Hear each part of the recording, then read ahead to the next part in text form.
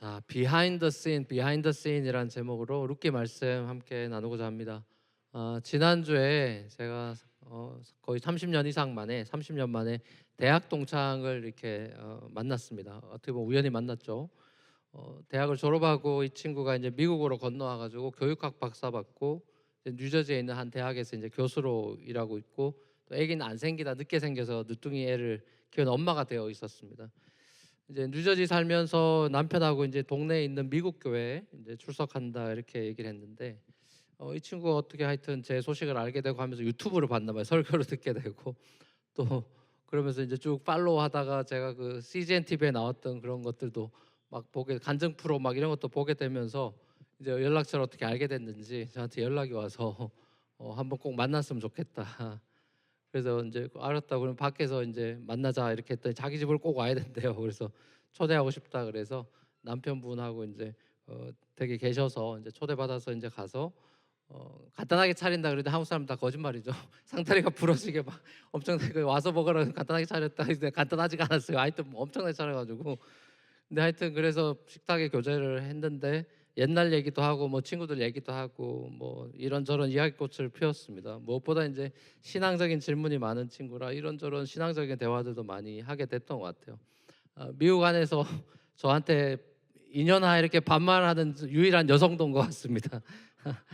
그 남편이 이제 그 몇 주 전에 월스트리트에서 오랫동안 일하신 분인데 이제 레이오프가 되셔가지고 이제 마음도 좀 심란하다 이런 이제 그 상황을 이렇게 얘기를 해줬어요. 이제 한참 식사를 하고 이제 갑자기 근데 남편분이 식사 다 끝나더니 방으로 올라가야 된다고 이제 미안하다고 하면서 자리를 뜨셨는데, 왜 그러냐 물어봤더니 이제 잡 인터뷰를 하셔야 된다는 거예요. 네, 그래서 이제 그 이제 둘이 남아서 이런저런 또 많은 신앙적인 질문이 많아서 하여튼 신앙적인 대화들을 막 나누는데, 그러다 이제 시간 갈 줄 모르고 막 하다가 이제 시간이 돼서 저도 이제 떠나게 됐는데, 나중에 이제 장문의 메시지가 이 여자애한테 왔어요. 동창한테서. 너랑 나랑 이렇게 여러 가지 그런 신앙적인 얘기를 하는 사이에 남편이 올라가서 잡 인터뷰를 했는데, 그게 마지막 인터뷰였는데 그게 자기가 가고 싶은 그 회사였는데 그게 파이널 오퍼를 받았다는 거예요. 그래서 그 남편이 이제 기쁘기도 하고 그래서 이제 좋은 회사에 이제 잡 오퍼를 받았다 이러면서 그 남편이 자기한테 얘기를 했다는 거예요. 유 목사님이 행운을 가져다 준 것 같다. 그렇게 행운이란 표현을 쓰시더라고요. 두 분 다 이제 신앙이 막 깊고 이런 것 같지는 않아요. 근데 아무튼 그 얘기를 들으면서 그 메시지를 보면서, 룻기를 우리가 지난주 묵상했으니까 이 우연 같아 보이는 이런 일들, 이게 다시 생각이 좀 나더라고요. 그러니까 룻기를 여러분 쭉 읽어보면은 우연의 연속이죠. 그리고 하나님이 직접 개입하는 장면은 단 한 번도 나오지 않아요. 에스더도 마찬가지지만. 그러니까 하나님에 대한 언급은 한 두 번 나오지만 하나님이 직접적으로 막 계시하거나 이런 적은 전혀 룻기의 이야기는 나오지 않죠. 그러니까 우연히 그냥 갔더니 보아스 바치고 뭐 이런 거잖아요. 그런 이야기들이 펼쳐지는 게 룻기인데, 자, 이 룻기는 괜히 짧은 책이죠. 여러분이 읽었다면 단숨에라도 십몇 분 만에 읽을 수 있는 간단한 책인데, 이 세계적인 문학가들은 이 책을 참 좋아해요. 그래서 단테라든지 여러 그 문학가들이 인용을 많이 합니다. 룻에 대해서 단테는 다윗의 조상으로 온유한 여인이고 이삭 줍는 소녀다 이렇게 묘사하고 있고, 또 철로 역정을 쓴 존 버년도 그 크리스티나의 동반자 인자의 모델로 이 룻을 찾아냈다고 이야기하고, 또 존 밀턴 같은 사람도 사실 이 책이 구약 성경으로는 잠언 다음에 나오는 거라 잠언이 이게 그 현숙한 여인으로 끝이 나죠. 그러니까 그 현숙한 여인의 example이 룻이다. 이렇게 이제 밀턴도 그렇게 본 거죠. 그래서 덕이 많은 여인의 그런 표본으로 룻을 사용하기도 하고, 또 괴테 같은 사람도 이 룻기를 구약에서 가장 아름다운 작은 스토리다. 이렇게 다 문학가들이 굉장히 좋아하는 책이에요. 그렇죠. 드라마틱하니까요. 제가 그 동창과의 만남 속에서 주님이 우리에게 함께 하셨나 이런 생각을 하게 됐어요. 왜냐하면 그 동창의 질문 자체가 하나님의 임재가 평소에 잘 느껴지지 않는다는 것에 대한 깊은 얘기들이었어요. 그러니까 쉽게 말하면 단도직입적으로 말하면 이런 거예요. 나한테 어떤 좋은 일이 일어나면 이게 우연히 일어난 건지 진짜 하나님이 간섭한 건지, 교회 다니는 사람들 전부 다 하나님이 하셨다는데 정말 그게 맞냐. 남편은 또 물리학 박사라서 베리파이가 돼야 되는 거예요. 그러니까 이게 이제 목사 앉혀놓고 이제 그런 얘기를 하는 거죠. 그래서 애매한 부분이 많잖아요. 그래서 과학적인 입장으로 보면 애매한 게 많죠. 이게 우연인지 진짜 하나님이 간섭한 건지. 자, 그런 이야기를 하는 사이에 그런 일이 벌어졌다라는 메시지를 하면서 자기는 이렇게 뭔가 화끈한 걸 보여줘야 믿는 스타일이라는 식으로 이제 메시지를 하는 거예요. 근데 그러니까 그 이해가 됐던 것 같아요. 하나님의 임재를 우리가 갈망하지만 못 느끼고 사는 경우가 많죠. 하나님 정말 나랑 함께 계신가? 이런 질문들을 하게 되지 않습니까? 그리고 저는 이 룻기를 보면서 그런 우리의 의문과 또 때론 의심과 그런 질문들에 대해서 룻기는 하나님은 여전히 보이지 않게 일하시고 계신다. 우리의 느낌과는 상관없이 그런 생각을 해보게 됐어요. 그러면서 룻기를 보면서 이 비하인드 씬에 계신 하나님, 씬에 딱 주인공으로 드러나 있진 않지만 이 이야기의 진정한 주인공은 하나님인데 드러나 있지 않죠. 비하인드 씬에 계시죠. 이 이야기는 베들레헴에 살고 있는 엘리멜렉 가정이 파이낸셜 크라이시스를 겪는 것으로부터 이야기가 시작이 됩니다. 베들레헴에 사는 한 가정이죠. 베들레헴은 여러분 뜻을 잘 아시죠? 이 빵집이란 뜻이죠. 집이란 뜻이고 레헴은 빵이니까 하우스 오브 브레드가 이제 베들레헴의 지명의 뜻인데 이 빵집에 빵이 떨어진 거죠. 불경기죠. 경기 침체죠. 자, 그래서 이 베들레헴에 살던 이 가정이 이민을 선택하게 되죠. 옆에 있는 모압이란 나라로 이제 이민을 떠나게 됩니다. 자, 그래서 이제 이민 가서 10년 살았다 이렇게 기록이 돼 있는데 그 모압 이민 생활 10년 동안에 이 가정이 형편이 getting worse가 되죠. 계속 더 나빠져요. 왜냐하면 처음 갔던 이 가장 엘리멜렉이 죽죠. 그 다음에 두 아들은 그 모압 여인하고 결혼했는데 이 두 아들도 차례로 죽어버려요. 그러니까 그 집안의 남자는 다 죽어요. 줄초상이 난 거죠. 자, 이 집안에 남은 건 이제 여자 셋이죠. 다 미망인 과부죠. 미망인 나오미, 그 다음에 과부 둘인 오르바랑 룻. 나오미의 이름의 뜻은 플레저예요. 기쁨이란 뜻인데 나오미의 삶은 전혀 기쁘지 않죠. 아니, 기쁘지 않은 정도가 아니라 행복하려고 이민 갔다가 완전히 불행의 늪으로 빠졌죠. 자, 그래서 이제 이거 못 살겠다. 모압에서 이제 뭐 살 수가 없으니까 빈털터리가 돼서 이제 고향으로 다시 돌아가야 되겠다. 귀국길에 오르는데 자, 며느리 오르바라는 여인은 그냥 안 되겠다 싶어서 집으로 가버렸고 이 며느리 룻만 내가 시어머니 따라가야 되겠다 이러면서 자기 고향인 모압을 떠나서 베들레헴으로 이제 이민을 룻이 선택을 하게 되죠. 굉장히 신기한 장면이죠. 룻이 왜 굳이 이런 힘든 선택, 아무도 안 할 것 같은 이런 선택을 룻은 내렸는가? 현대 며느리가 보면 정말 이해가 안 될 거예요. 시댁의 시자도 듣기 싫은 이런 세상에 왜 도대체 이런 선택을 하지? 라는 질문이 들죠.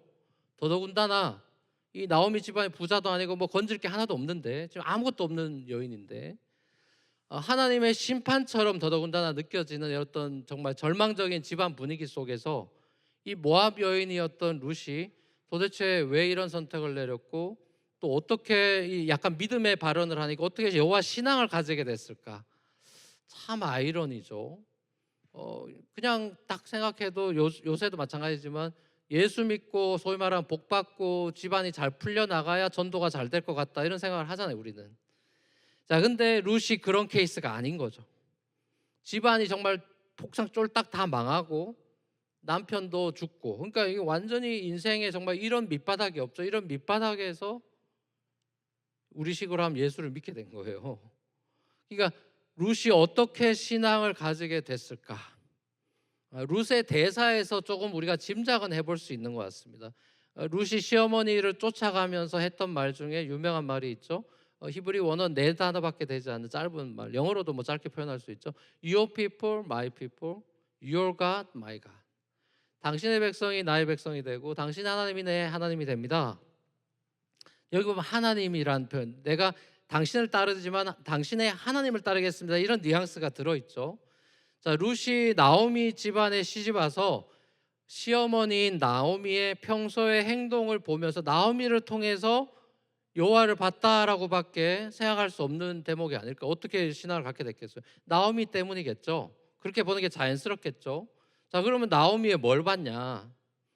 나오미는 최악의 인생의 상황에서 여호와를 원망했을까요? 안 했을까요? 1장에 보면 원망하는 대목이 나오지 않지만 저는 원망했을 거라고 대충 생각이 됩니다. 원망을 안 할 수가 없을 거예요. 뭐 남편 주고 아들 다 주는데 원망 안 하는 게 좀 이상하죠. 자, 그렇게 하나님을 원망하는 일이 있었겠죠. 그렇지만 성경은 그 원망하는 대목을 그리고 있지 않고 자기 자신의 어떤 잘못과 그런 것들을 뉘우치는 모습을 보여주고 있어요. 이게 좀 인터레스팅한 포인트인 것 같아요. 다르게 말하면 그 최악의 상황에서 나오미가 여호와를 버리지 않았어요. 나 이제 예수 안 믿어 이런 식으로 그냥 때려치우지 않았어요. 자기 자신을 오히려 돌아보고 나오미가 약간 뭐 우리식으로 하면 약간 회개하는 듯한 그런 느낌을 받았죠. 자, 이게 이제 인터레스팅한 거죠. 고대는 더더군다나 이런 하나님의 징벌을 받고 이렇게 하면서 이 관계가 끊어질 법도 한데, 그리고 또 외국에까지 나와 있는 상황이니까 신앙을 잃어버려야 될 것 같은데 그러지 않는 거죠. 자, 그러니까 이 모든 걸 잃어버린 나오미는 여호와에 대한 그 신앙을 포기하지 않고 있고, 자, 그 과정에서 이 나오미는 룻을 얻게 되죠. 하나님이 룻을 붙여준 거죠, 어떻게 보면. 자, 그리고 룻은 나오미를 통해서 또 여호와를 알게 됐죠. 자, 그러니까 이 두 과부를 보십시오. 과부 마음 과부가 한다고 서로의 그 아픈 처지 속에서 서로를 위로하고 격려하고 서포트하고 구원해주는 아름다운 이 시어머니랑 며느리의 관계를 보게 되죠. 자, 이 빈털터리가 돼서 이제 고향집 베들레헴으로 나오미가 룻이랑 이제 돌아와서 나오미가 동네 사람들한테 이제 너무 창피했겠죠. 창피해서 얼굴도 들기 어려운 금유한양이 아니니까 그 동네 사람들 만나서 뭐라 그럽니까? 나를 나오미라고 부르지 말고 마라라고 불러다. 나오미는 기쁨, 플레저란 뜻이라 그랬죠. 마라는 비러니스란 뜻이에요. 그러니까 내가 기쁨의 인생이 아니고 나는 쓴 인생이다. 그러니까 나를 마라라고 불러라. 이러면서 이제 이 제가 괄호치고 저 혼자 그냥 이거 여기서 마라탕이 나왔나 이러고 그냥 지우려다가 지금 이렇게 결국 말하고 말았는데 잠을 깨시라고. 자, 하나님이 나오미의 인생을 역전시켜 나가기 위해서 이 보이지 않게 하나님은 계속 일하고 계시죠. 룻은 결국 그 어려운 상황에서 밭으로 가서 이삭 줍는 여인이 됐는데 알고 봤더니 거기가 보아스 밭이죠. 고대 조인성을 만나는 대박을 만납니다. 자, 이 둘의 운명적인 서사 이제 여기서 시작이 되는데 나이 차이가 둘이 엄청나게 많이 나죠. 자, 그리고 재력 면에서도 보아스는 그 동네 탑이에요. 그리고 이제 룻은 그 동네 완전 제일 밑바닥에 엄청난 양극화죠.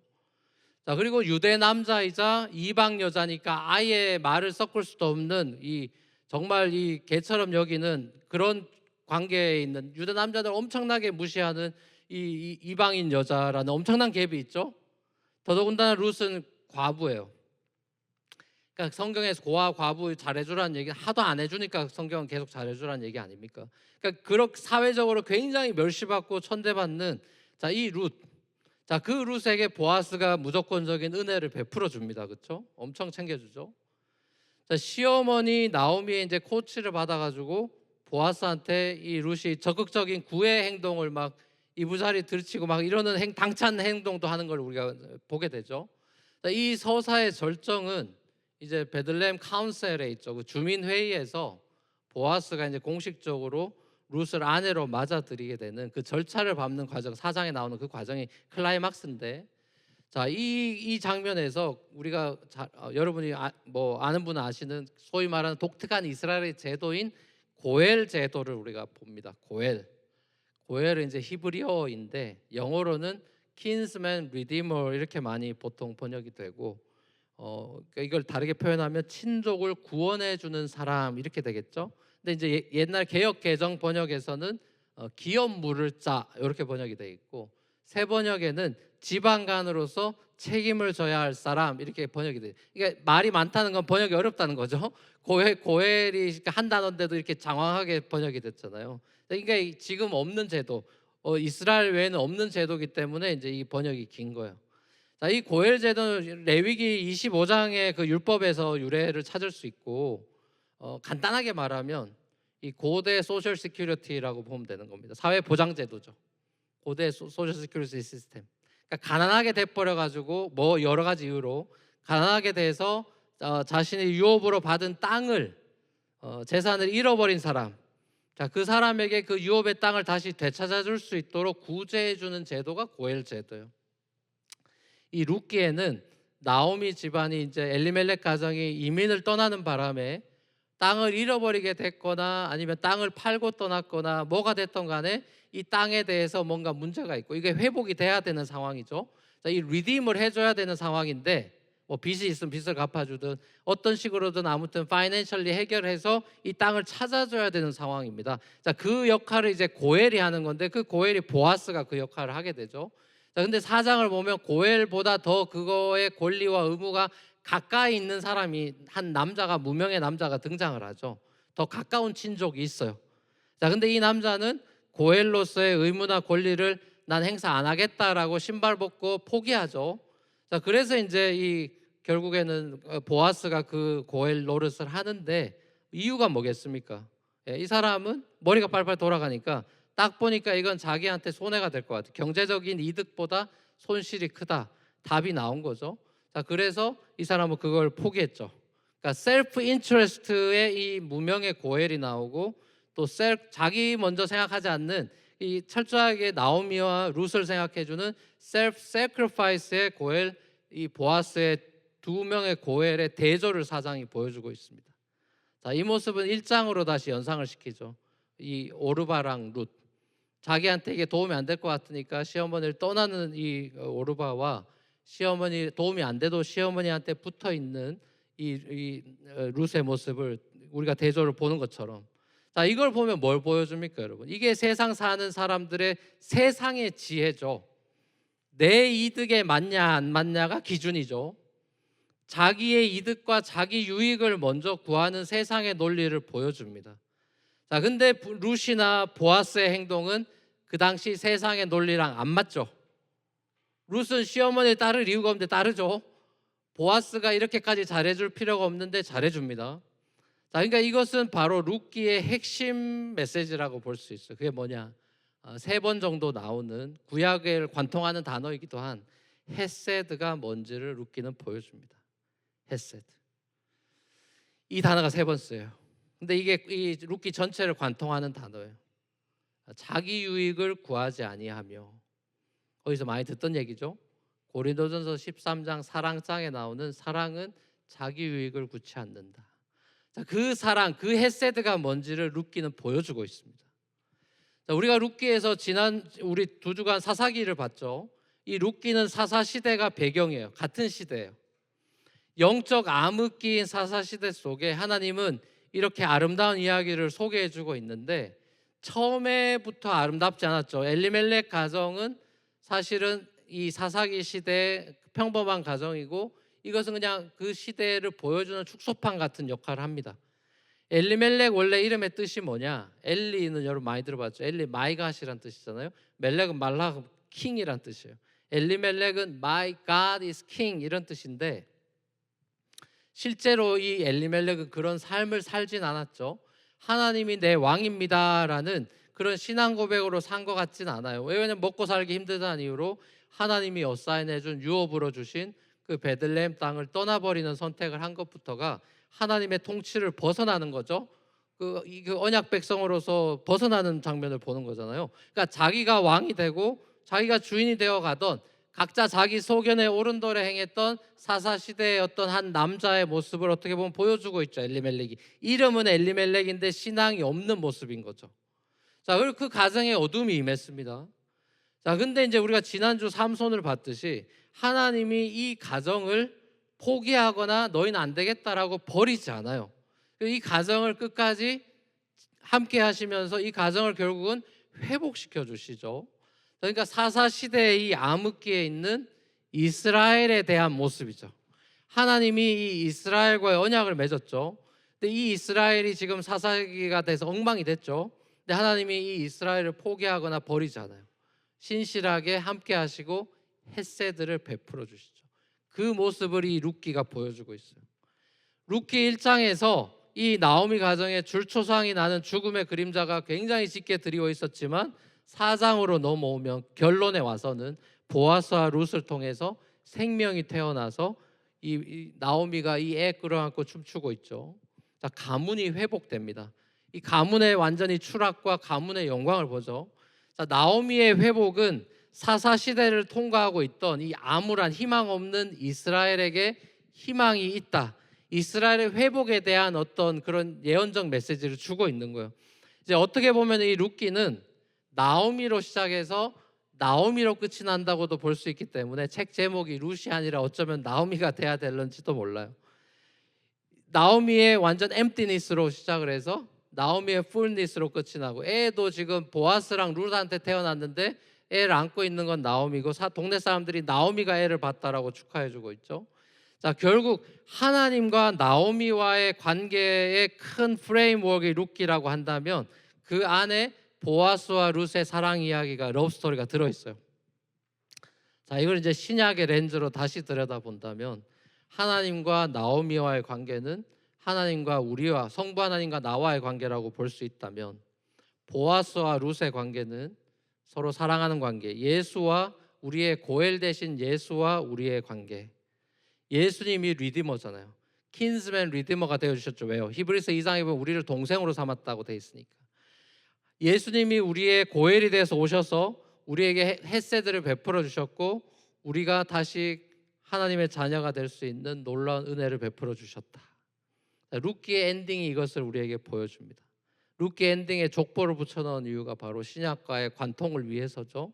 자, 보아스와 이방 여인 룻과의 결혼 속에서 아들이 태어난 오벳은, 오늘 우리가 족보를 봤듯이 오벳이 누굽니까? 다윗의 할아버지죠. 그 다윗의 아버지인 이새가 오벳의 아들이고 그 아들이 다윗이다, 이렇게 하면 끝이 나잖아요. 자, 이 룻기의 마지막 족보는 굉장히 그냥 갖다 붙여 놓은 게 아니라 굉장히 의미심장한 족보죠. 왜요? 이 족보는 신약으로 넘어오게끔 인도하는 족보니까. 자, 이 족보의 완성은 마태복음 1장에 나오는 것이죠. 마태복음 1장 예수님의 족보를 우리를 인도합니다. 자, 1장 5절 같이 한번 읽어보겠습니다. 시작.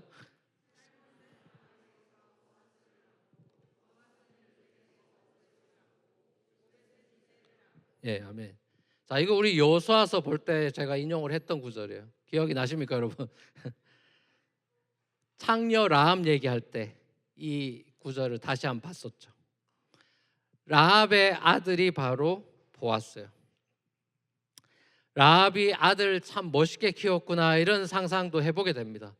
결국 이방 여인 룻과 보아스의 아름다운 사랑의 이야기, 이 러브 스토리를 타고 다윗이 오고 그 다윗을 통해 예수가 오는 겁니다. 하나님 나라의 유업을 잃어버린 저와 여러분들을 구원해 주시기 위해서 The ultimate goal, kinsman redeemer로 예수가 오는 거죠. 우리를 당신의 친족으로, 동생으로 삼아 주시기 위해서 우리를 리딤해서 우리에게 천국을 선물하시는 거죠.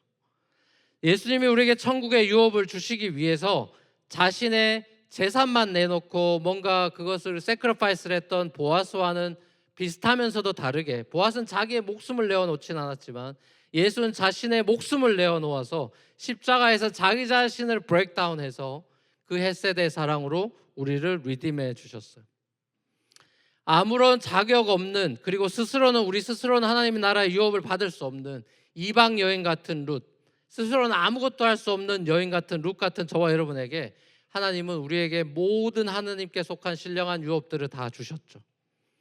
자, 이렇게 그리스도 안에서 우리가 복음의 은혜를 받고 완전히 신분이 탈바꿈이 된, 왕의 족보에 들어가는 여인이 된 룻과 같이 우리가 예수 그리스도 안에서 이제 살아가는 사람이 된 이 은혜, 헤세드의 은혜를 경험한 저와 여러분들이 그럼 어떻게 살아야 되느냐? 저는 이 룻의 이야기가, 저는 그것을 임플라이하고 있다고 느끼게 됐는데, 그 애플리케이션은 바로 우리도 누군가의 고엘이 되어야 되지 않겠나.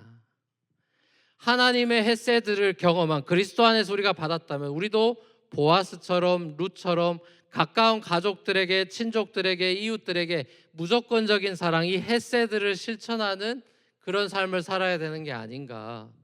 가난한 이웃들, 또 안전한 삶의 터전을 잃어버린 수많은 이웃들에게, 너무 힘겨운 삶을 살아가는 자들에게 물질을 조금, 작은 소자에게 냉수 한 그릇 떠주는 그런 것부터 시작해서 셀프 인트레스트가 아니라 셀프 세크리파이스의 삶으로 누군가를 구원해 주는 그 고엘의 역할을 이제 우리에게 맡기신 건가, 이런 생각을 저는 묵상하면서 해보게 됐습니다. 그리고 이 생각을 하면서 한국의 여기도 뭐 이주민 노동자들이, 뭐 우리도 어떻게 보면 여러분도 이주민 노동자죠? 아닙니까? 우리 다 지금 구원받아야 될 사람들이잖아요. 자, 근데 한국엔 더 많죠. 이주민 노동자가 점점 늘어나고 있죠. 그분들을 우리 한국의 기독교가 그분들을 어떻게 보아스처럼 대하고 있나, 그런 질문을 해보게 되더라고요. 레디가 되어 있나, 준비가 되어 있나. 뭐 저출산이 어쩌고 저쩌고 별의별 얘기가 많은데, 그럼 한국 교회는 그런 시대에, 앞으로 변화되는 시대에 많은 이민이 펼쳐지고 룩 같은 사람들이 오면 그 사람들에게 우리가 마음이 오픈되고 소셜 시큐리티를 보장해 줄 수 있는 사회인가? 이런 질문까지도 해봤던 것 같습니다. 여러분이 이스라엘이 살아가던 가나안 땅은 그 디드에 보면 소유자가 하나님이죠. 야훼가 이 가나안 땅의 디드의 오너예요. 자, 모든 지파들은 원래 태어날 때부터 이 땅이 자기 땅이 아니라 하나님이 선물로 줬죠. 여호수아로 밀어붙여서 그 땅을 선물로 줬죠. 소유권이 이스라엘에게 있지 않아요. 지파별로 어사인 됐을 뿐이죠. 자, 그것을 밝혀주는 게 뭡니까? 그게 50년째 되는 이어 오브 주빌리죠. 이어 오브 주빌리, 희년 때 모든 나라가 리셋 버튼이 눌러지죠. 자, 원래 어사인 됐던 땅으로 다 돌아가는 거예요. 열심히 일해서 돈 더 많이 벌고 땅 더 많이 차지했던 사람이나 땅을 잃어버린 사람들이나 종이 되어 있는 사람들이나 다 해방이 되죠. 다 해방이 돼서 이어 오브 주빌리가 돼서 다 원래대로 원위치가 되는, 그리고 리셋 버튼이 되죠. 자, 이건 뭘 보여줍니까? 하나님이 선물로 주신 땅이라는 거죠. 이 오너십이 하나님에게 있다는 거죠. 그렇게 하면서 하나님이 뭐라 그랬습니까? 내 나라 안에는 가난한 사람이 없게 해라, 이렇게 말씀하셨어요. 하나님의 복은 개인의 복이 아니라 공동체적인 복이죠. 나 혼자 복 받는 게 아니라 공동체적인 샬롬이란 말이죠. 자, 근데 우리는 죄인이 된 우리는 셀프 인터레스트에 관심이 있죠. 계산하고 내게 이득이 안 되면 신발을 벗어버리죠. 네가 해라, 이렇게 되죠. 자, 이 복은 보아스와 그리스도께서 보여주신, 이 샬롬의 복은 보아스와 그리스도께서 보여주신 셀프 세크리파이스를 통해서만, 이 헤세드를 흘려보내는 삶을 통해서만 가능하다는 걸 느낀 우리에게 아름다운 이야기로 보여주고 있어요. 하나님이 지으신 이 세상의, 이 땅의 회복, 너무 거창한 비전이니까 내가 뭐 여기 뭐 숟가락 얹어서 뭘 할 수 있겠나 싶지만, 이 룻기의 이야기는, 하나님 나라의 이야기는 이 보잘것없는 룻이라는 여인도 결코 보잘것없지 않다는 걸 보여주는 장면이죠. 보아스와 룻의 그 아름다운 사랑의 헌신이 온 인류를 구원하는 예수 그리스도라고 하는 그 엄청난 메가 내러티브, 구원의 이야기에 작지만 굉장히 중요한 한 퍼즐 조각이 됐죠. 그렇죠? 이 둘이 결혼하면 예수 못 오는 거죠. 자, 이 둘의 결혼이 그렇게 시그니피컨트하게 하나님이 엮어갑니다. 저와 여러분들의 이 주님을 향한 작은 헌신과 단기 선교와 교회에서의 순장 노릇하는 것과 주님 앞에서 하는 작은 헌신들, 자, 이거 별거 아닌 것 같지만, 자, 이런 조각들이, 퍼즐이 모여서 장차 다시 오실 그리스도께서 완성하실 하나님 나라의 이야기에 우리가 지금 다 쓰임 받고 있는 거예요. 슬픈 이들, 특별히 사회적 약자들의 눈에서 눈물을 닦아주시고 마라의 고통이 없이 모두가 생명 안에서 기뻐 춤추는 진정한 그 하나님 나라의 샬롬, 자, 그것이 우리의 올티머 고엘 대신 그분이 다시 오시는 날에 반드시 이루어진다고 성경의 피날레에서는 우리에게 요한계시록에서 약속하고 있죠. 사랑하는 우리 뉴프런트 교회 성도 여러분, 하나님이 오늘도 저와 여러분들의 이 평범해 보이는 아무것도 아닌 것 같은 먼데인 라이프 속에, 우리의 일상의 무대 속에 여러분과 저와 비하인드 씬에서 함께하고 계세요. 내 인생 같지만 내 인생에 주권자가 있죠. 보아스 인생 같지만 보아스와 함께 하신 하나님이 있고, 룻의 인생 같지만 룻과 함께 하신 여호와가 있죠. 저와 여러분들을 좋은 길로 인도하시기 위해 주님은 보이지 않게 일하십니다. 사망의 음침한 골짜기가 나타나도 우리를 끌고 아버지 집으로 반드시 가시죠. 마라 같은 내 삶을 나오미의 기쁨으로 역전시켜 주시는 그 주님에 대한 소망을 잃어버리면 믿음은 아무것도 없어집니다. 여러분, 우리 주님은 놀라운 반전의 주님이에요. 그 영광의 나라, 부활이라는 멋진 반전에 이르기까지 우리에게 베풀어 주신 주님의 은혜를 우리가 찬양하고 기뻐하며 살아가는 거죠. 그리고 한층 더 나아가 이 시대에 구원이 필요한 수많은 사람들에게 헷세들을 흘려보내는 고엘의 삶으로 나아가서 많은 사람들이 주님 안에 하나님의 유업을 받는 그 놀라운 일에 쓰임 받는 저와 여러분이 되시기를 우리 주님의 이름으로 간절히 축원합니다.